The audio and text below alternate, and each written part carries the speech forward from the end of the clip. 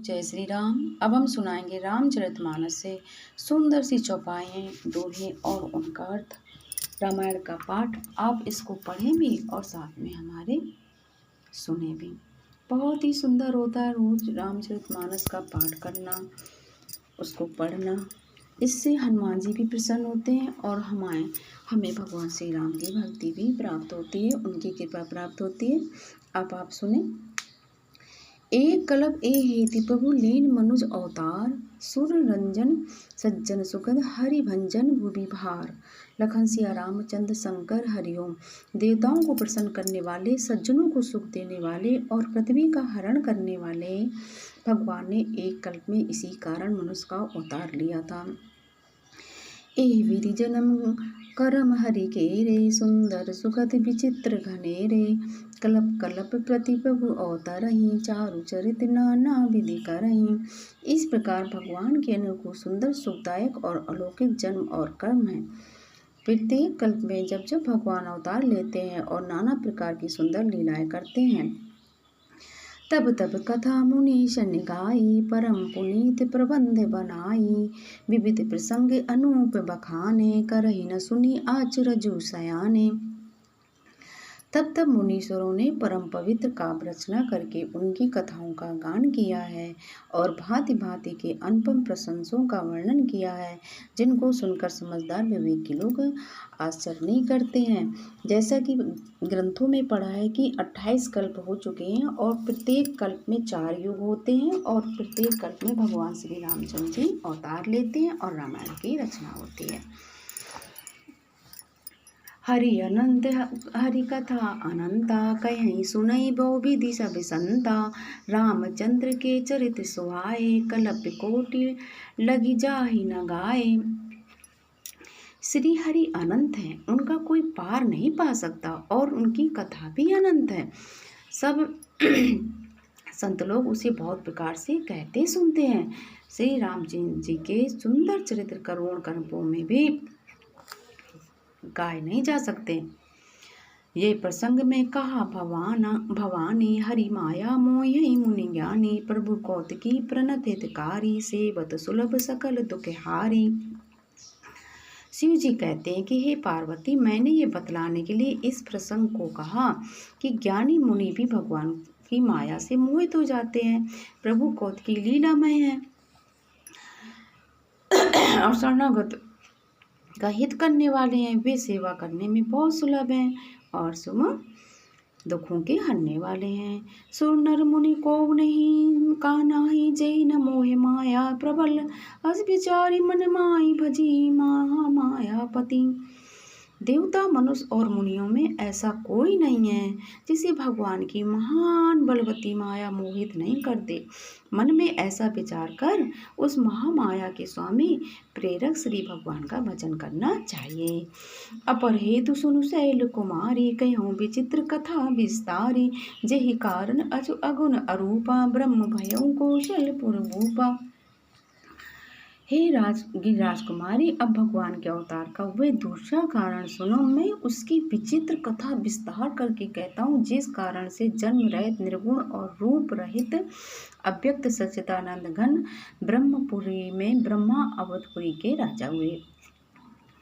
जो प्रभु विपिन फिरत तुम देखा, बंधु समेत धरे मुनि वेशा। जासु चरित अवलोकि भवानी, सती शरीर रेहो बहुरानी।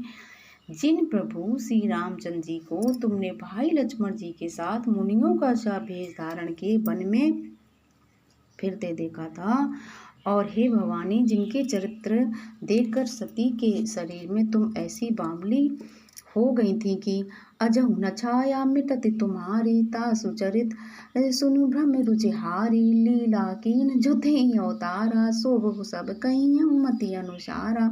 अब भी तुम्हारे उस बावलेपन की छाया नहीं मिटती। उन्हीं के भ्रम रूपी रोग के हरण करने वाले चरित्र सुनो। उस अवतार में भगवान ने जो जो लीला की, वे सब मैं अपनी बुद्धि के अनुसार तुम्हें कहूँगा। भरद्वाज सुनी शंकर वाणी, सकुजी सप्रेम उमा मुस्कानी। लगे बहुरी बरनय ब्रज केतु, 100 अवतार भयउ जय हेतु। श्री याज्ञवल्क्य जी ने कहा, हे भरद्वाज, शंकर जी के वचन सुनकर पार्वती जी सक जाकर प्रेम सहित मुस्कुराई। फिर बृहस्पति शिव जी जिस कारण से भगवान का वह अवतार हुआ था उसका वर्णन करने लगे। सो मैं तुम सन के हूँ सब सुनो मुनि से मन लाई, राम कथा कलिमल हरने मंगल करनि सुहाई। हे मुनीश्वर भरद्वाज, मैं वह सब तुमसे कहता हूँ, मन लगाकर सुनो। श्री रामचंद्र जी की कथा कलयुग के पापों को हरने वाली, कल्याण करने वाली और बड़ी सुंदर है। स्वयंभू मनु अरु शत्रुपा, जिनते भय नर सृष्टि अनूपा, दंपति धर्म आचरण नीका, अजऊ गाँव गाव श्रुति जिनके लीका। स्वयंभू मनु और उनकी पत्नी शत्रुपा, जिनसे मनुष्य की अनुपम सृष्टि हुई, उन दोनों पति पत्नी के धर्म आचरण बहुत अच्छे थे। आज भी वेद जिनकी मर्यादा का गान करते हैं। उत्तानपाद सुत नृप उत्तानपाद सुत तासु, ध्रुव हरि भगत भयउ सुत जासु, लघु सुत नाम प्रिय ताहि, वेद पुराण प्रशंसहि जाहि। राजा उत्तानपाद उनके पुत्र प्रसिद्ध हरिभक्त ध्रुव, जिनके पुत्र प्रसिद्ध हरिभक्त ध्रुव जी हुए, उन मनु जी के छोटे लड़के का नाम प्रियव्रत था, जिसकी प्रशंसा वेद और पुराण करते हैं।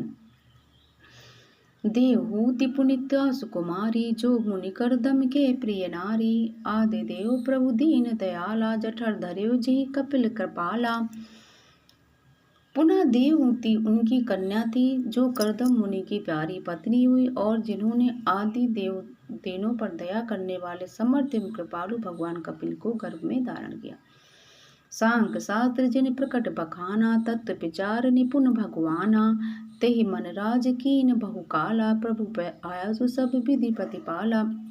तत्वों का विचार करने में अत्यंत निपुण जिन कपिल भगवान ने शास्त्र को प्रकट रूप में वर्णन किया, उन स्वयंभू मनु जी ने बहुत समय तक राज किया और सब प्रकार से भगवान की आज्ञा रूपी शास्त्रों की मर्यादा का पालन किया। होई न विषय विराग भवन बसत भा चौतपन, हृदय बहुत दुख लाग जन्म गेहूँ हरि भगत बिनु। घर में रहते बुढ़ापा आ गया, परंतु विषयों से वैराग नहीं होता। इस बात को सोचकर उनके मन में बड़ा दुख हुआ कि श्री हरि की भक्ति बिना जन्म यूं ही चला गया। लखन सिया रामचंद्र शंकर हरिओम। प्रिय भक्तों, हम लोगों को रामायण का पाठ प्रतिदिन करना चाहिए, क्योंकि इससे हमें बहुत ज्ञान होता है। जो बातें हम नहीं जानते हैं वो भी जान जाते हैं, समस्त शास्त्रों का ज्ञान हो जाता है। देखिए, जैसे रामायण में सभी लोग जानते हैं कि रामचंद्र जी का वर्णन और रावण का मरण, लेकिन नहीं, देखिए आप इसमें देवहूति, कपिल ऋषि और इन सब का भी वर्णन है। लेकिन जब आप पढ़ेंगे, प्रतिदिन पाठ करेंगे, तो आपको भगवान की भक्ति भी आएगी और बहुत सी चीज़ें आपकी जानकारी भी हो जाएगी। बोलिए जय श्री राम।